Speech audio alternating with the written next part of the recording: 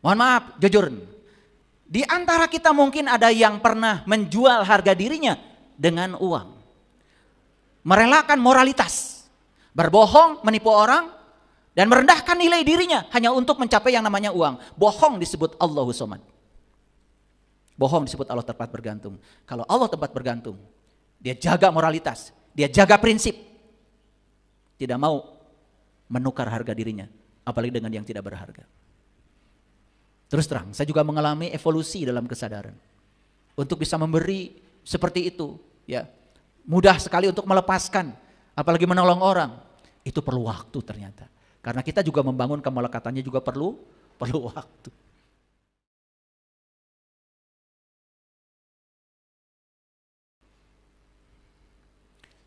Tempo hari ada bantuan dari pemerintah buat Yayasan Bumi Spiritual Indonesia ini.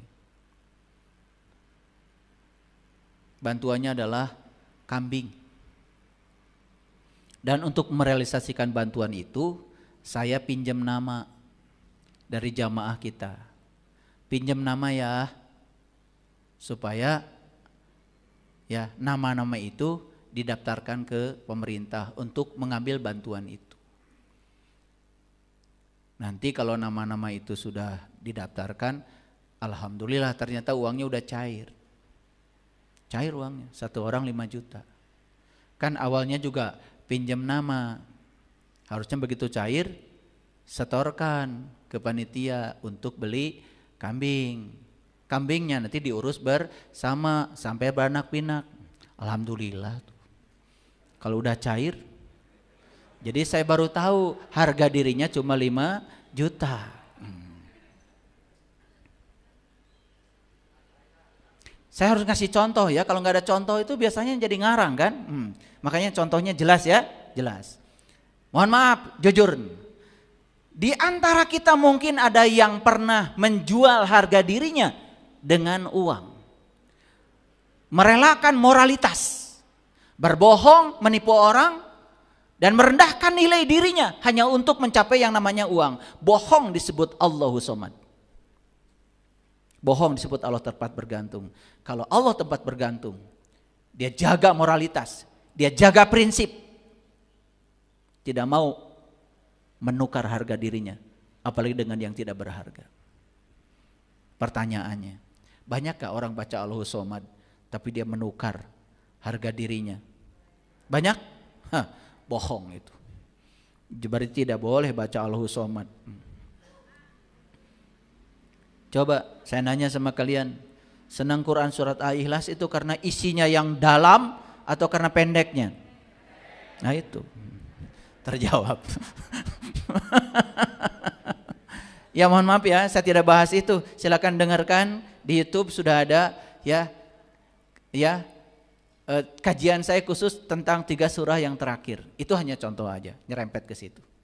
Yuk, karena di sini ada kata-kata kul, katakanlah. Jadi kul ini untuk buat siapa? Sekarang tanya pada diri kita, apakah kita termasuk yang boleh mengatakan kalimat ini? Yuk kita sama-sama baca. Kul. Limam ma fis samawati wal ard. Kepunyaan siapakah yang ada di langit dan di bumi? Kemudian jawabnya apa? Kul lillah. Jawabnya apa? Lillah. Kepunyaan Allah. Siapa yang boleh menjawab ini? Semua? Tar dulu. Yang boleh mengatakan lillah, semua kepunyaan Allah, yang boleh menjawab ini hanya mereka yang sudah melepaskan kepemilikan pada apapun. Yang masih melekat, masih pelit, takut kehilangan. Bahkan saat kehilangan merasa kehilangan. Gak boleh. Gak ada perintahnya buat kamu. Ini ngaji harus sampai begitu ya. Bahasa Inggrisnya dibenyer-beaskeun. Kan kalau beas ada benyernya kan? Ya, benyer itu tuh yang kecil-kecil, potongan-potongan dari beas. Ya, beasnya yang gede-gede, nah yang kecil-kecil tuh Yang namanya benyer, makan dibenyer beaskeun. Artinya apa? Ya, didetilkan supaya ngerti. Jadi ngerti ya?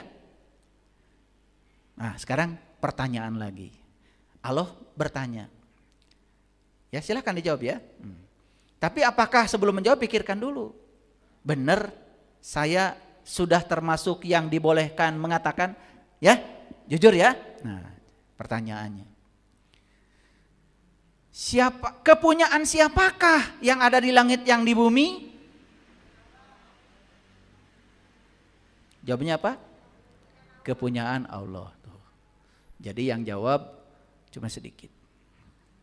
Yang tidak jawab berarti masih ragu-ragu. Karena masih memiliki, masih takut kehilangan, masih melekat. Karaos? Tah gitu ngaji teh. Jadi entong asal ngajawab. Bagus ya, yang menjawab ternyata sedikit. Duh, saya jadi sedih ya. Tapi setidak-tidaknya ada kesadaran dalam diri. Oh, ternyata saya belum boleh menjawab. Yes, Allah. Besok lusa setelah saya berubah sikap saya terhadap semua yang saya miliki hari ini, dan itu adalah milikmu, dan kemelekatan saya kepada yang disebut milik saya sudah lepas semuanya. Izinkan saya untuk mengatakan lillah, semuanya kepunyaan Engkau. Harus berani. Nah, itu baru ada kemajuan. Kalau ada keberanian begitu. Kalau ngajinya cuman sekedar baca, coba dibaca. Kulli ma fis samawati wal ar. Kul. Lam ketemu lam. Kul. Limam mam nun mati ketemu mim. Mam nggak boleh limam guna 2 harokat. Boleh nggak ngaji gitu? Boleh. Tetapi selama ini kita berhenti di situ. Lalu pesan ayat ini jadi tidak masuk. Makanya biarkanlah di tempat lain ya yang ngajar yang gitunya. Di sini coba masuk ke dalam sedikit. Qul limam ma fis samawati wal ardh. Bagus kan suara saya?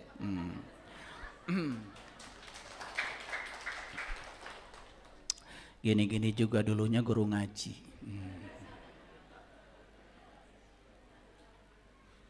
Itu istri saya, mana istri saya? Istri saya mana? Ini korban pertama ilmu tajwid saya. Jadi waktu istri saya masih pacaran. Kalau pacaran dulu saya bukan ngajak ke bioskop, ngajar ngaji. Sampai akhirnya kata istri saya, ya kalau saya harus bisa kayak gitu mah udah gak usah jadi aja. Waduh, gak bisa jadi. Ini ada trauma buat istri saya dengan tajwid ini. Karena panjang pendeknya ketukar terus.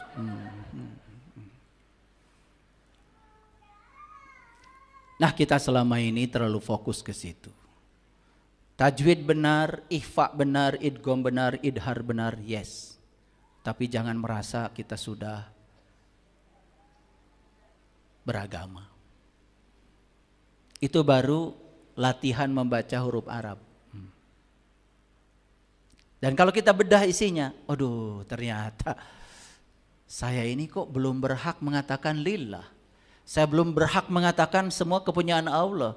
Karena rasa memiliki kita yang terlalu dalam. Buktinya kehilangan sedikit saja. Waduh, coba punya uang 100.000, hilang 10.000, kan yang dipikir yang 10.000. Betul nggak? Hampir nyaris yang 90.000 udah nggak terasa lagi. Betul nggak? Itu nggak boleh bilang lillah ya, yang kayak gini. Agak lama saya di sini ya, biar ngerti. Nah, ternyata hadirin, untuk belajar melepaskan kepemilikan itu perlu ada berbagai macam peristiwa yang memaksa kita harus kehilangan. Jadi saya mengalami ini sendiri. Saya pernah kehilangan rumah beberapa, Saya pernah kehilangan mobil, saya pernah kehilangan emas beberapa kilo, saya pernah kehilangan sertifikat. Dan dari semua itu ternyata kesimpulannya, karena saat itu saya belum mengatakan lillah. Belum berhak mengatakan lillah. Dan ternyata sebelum kita bisa melepaskan semuanya, kita akan mengalami kehilangan demi kehilangan sampai kita tidak ada lagi kemelekatan. Jadi sebetulnya kenapa ada yang hilang dari diri saya? Kenapa saya ditipu orang? Kenapa berpindah tangan harta saya pada orang lain? Sederhana sekarang kesimpulannya. Itulah cinta kasih Allah untuk melepaskan kita dari rasa kepemilikan. Supaya saat itu hilang tidak merasa kehilangan. Dan itu sebetulnya cinta kasih Allah. Supaya kita termasuk orang-orang yang diizinkan untuk mengatakan lillah. Hebat gak Allah? Nah, dengan demikian saya bisa melihat, oh ternyata sepanjang saya belum bisa melepaskan kepemilikan, masih merasa kehilangan, ketika kehilangan akan terus datang dan datang bertubi-tubi. Jadi rumah ini hilang, berikutnya rumah itu hilang, berikutnya rumah itu hilang. Loh kok gak berhenti-berhenti? Saya baru tahu modelnya Allah. Sepanjang kamu belum bisa melepaskan kepemilikan, akan hilang dan hilang. Sekarang mari kita potret semua yang hilang dari Bapak Ibu. Mobil hilang, rumah hilang, sertifikat hilang. Sudah selesai. Pelajarannya sederhana. Karena kita masih punya kepemilikan yang terlalu dalam. Nanti setelah kepemilikan dilepaskan, Allah akan kembalikan semua dalam wujud tanpa ada rasa sedikit pun terhadap kepemilikan. Tidak ada rasa sedikit pun untuk takut kehilangan. Udah masuk judul ini? Pelan-pelan ya, saya ngajarnya pelan-pelan ya. Diulang-ulang supaya ngerti. Itu cara saya mengajar. Sampai ketemu clue-nya. Oh ternyata semua yang pernah hilang dari diri saya bukan musibah. Ternyata itu adalah cinta kasih Allah. Supaya saya dipanggil oleh Allah pada saatnya nanti. Saya bisa pulang dengan sempurna. Tanpa ada rasa takut terpisah dengan sesuatu yang jelas-jelas bukan milik saya. Ya Allah, maaf, selama ini saya salah sangka. Saya pikir ini musibah, saya pikir ini adalah penderitaan, saya pikir ini adalah azab. Ternyata ini adalah kasih sayang-Mu yang luar biasa. Dan baru dikembalikan semua itu yang hilang kepada saya kembali, tepat pada saat semuanya sudah selesai. Terus terang, saya juga mengalami evolusi dalam kesadaran. Untuk bisa memberi seperti itu, ya. Mudah sekali untuk melepaskan, apalagi menolong orang. Itu perlu waktu ternyata. Karena kita juga membangun kemelekatannya juga perlu waktu. Nah, Bapak Ibu, kalau tangan saya dilem di sini keras-keras, kemudian saya ingin berpisah dengan tempat ini, pasti saya perlu usaha yang keras, bukan? Bahkan bisa jadi saat saya paksa untuk melepaskannya, mungkin akan terluka. Bahkan kulit saya melekat di sini. Itulah yang terjadi selama ini pada kita. Ketika melepuh kulit ini dan nempel di sini karena lemnya terlalu kuat, maka saya merasakan sakitnya. Ada nggak yang kehilangan merasakan sakit? Ada? Sekarang mengerti? Apakah sakit karena kehilangan? Bukan, karena kita terlalu melekat kepada yang hilang. Sebetulnya melekat pada yang hilang itulah sebenarnya penderitaan kita, bukan yang hilangnya. Yang hilangnya biasa-biasa saja, tapi perasaan kehilangan itulah sebetulnya masalah kita di situ. Clear sampai sini? Sebenarnya judul ini udah kelar nih. Udah sampai sebetulnya, jadi saya bisa menutup kajian ini. Lanjutkan dulu sedikit lagi. Dia telah menetapkan atas dirinya kasih sayang.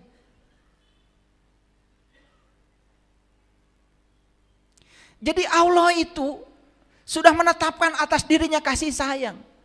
Kalau dia sudah menetapkan atas dirinya kasih sayang, berarti yang kita sukai, yang kita tidak sukai, yang terjadi dalam hidup kita, itu wujud kasih sayangnya. Paham? Sekarang selama ini dibagi dua. Yang kita sukai disebut Allah. Yang tidak kita sukai disebut setan. Betul nggak? Kan kita membagi dua coupling. Betul nggak? Segala sesuatu yang menyenangkan disebut Allah. Segala sesuatu yang tidak menyenangkan disebut setan. Betul? Musyrik itu. Berarti di semesta ini ada dua kekuatan. Satu kekuatan Allah, dua kekuatan setan. Begitu? Katanya la ilaha illallah. Yang mana yang bukan Allah? Semuanya adalah Allah katanya. Tapi kita masih menganggap ada kekuatan lain yang di luar dirinya. Hati-hati itu. Ya, sekarang stop penghakiman, stop penilaian. Karena benar salah, baik buruk, suka tidak suka, itu produk dari penilaian pikiran kita. Semua yang di luar itu netral adanya. Semua menjadi apa tergantung cara kita menilai. Oleh karena itu, sekarang pahami ayat ini. Dia telah menetapkan atas dirinya kasih sayang. Jadi apapun yang terjadi sebetulnya adalah kasih sayang Allah. Apapun yang terjadi adalah kebutuhan kita. Dan Allah akan selalu mengarahkan kita kepada yang kita butuh. Allah tidak akan mengarahkan kepada kita kepada yang kita inginkan. Keren gak kalau bisa begitu? Makanya kalau dirubah sudut pandang kita, dirubah cara hidup kita, ternyata pelan-pelan aja ya, pelan-pelan. Kita akan diliputi oleh sukacita yang dalam hidup. Ya, tidak ada lagi yang namanya penderitaan. Dia sungguh akan menghimpun kamu pada hari kebangkitan yang tidak ada keraguan padanya. Orang-orang yang meragukan dirinya mereka itulah orang-orang yang tidak beriman. Ya. Jadi Allah akan menghimpunkan kita pada hari kebangkitan. Kapan hari kebangkitan? Hari di mana kita mau berbangkit. Bangkitlah sekarang dari ketidaksadaran kita. Bangkitlah dari kebodohan kita. Bangkitlah dari sudut-sudut pandang yang telah membuat kita menderita. Bangkit. Bangkit. Masuklah sudut pandang yang baru. Itu hari kebangkitan. Dan semua yang mau dibangkitkan akan dihimpunkan oleh Allah di tempat itu. Hanya mereka yang mau dibangkitkan yang akan dihimpunkan di situ. Mau dihimpunkan di hari kebangkitan? Oke. Sekarang mengerti hari kebangkitan? Itu yang disebut dengan Yaumal Qiyamah. Hari kebangkitan itu bukan hari hancurnya alam semesta. Tapi hari di mana kita bangkit kesadaran kita. Oh ternyata cara hidup yang lama ini membuat saya terpuruk. Saya tidak bahagia. Sekarang saya ubah dengan cara hidup yang baru. Dengan sudut pandang yang baru. Itu hari kebangkitan. Jadi siapa yang menentukan hari kebangkitan? Allah atau diri kita? Silahkan putuskan kapan kau mau bangkit. Kapan mau bangkit? Sekarang, gak usah nunggu besok. Sekarang saya mau bangkit. Ternyata ketika saya merasa terhina, salah saya. Karena ketenangan diri saya diberikan kepada pihak luar. Lalu si penghina menjadi pemenang dan saya kalah. Dan sekarang saya tidak mau lagi memberikan kedamaian batin saya kepada si penghina. Saya sudah punya garis pertahanan yang kuat. Saya tidak mau tersakiti oleh hinaan apapun. Kenapa? Inti terdalam saya adalah diri sejati saya yang tidak pernah bisa disentuh oleh siapapun. Saya punya kuasa atas pikiran saya punya kuasa atas perasaan saya, dan saya punya kuasa atas sikap saya. Coba kontrol semua itu. Enak. Orang lain mau ngapain sama kita, kita tidak pernah berubah dengan apa kata orang. Anteng aja. Ya toh? Makanya coba lihat orang yang iri hati atas kebahagiaan kita. Kita jalan-jalan naik mobil, dia yang pusing. Nempok aing susah, sia jadi senang. Nempok aing senang, sia jadi susah. Gitu kata Doel Sumbang. Ya. Riweuh. Makanya hasud itu ya, penyakit yang luar biasa. Itulah gerbang menuju neraka itu, hasud itu. Ya. Oke. Bagaimana cara untuk menjadi manusia kuat? Bagaimana cara untuk menjadi manusia kuat? Lihat saya semuanya. Kegagalan, kehilangan, segala hal yang tidak diinginkan bisa terjadi pada siapa saja? Bisa.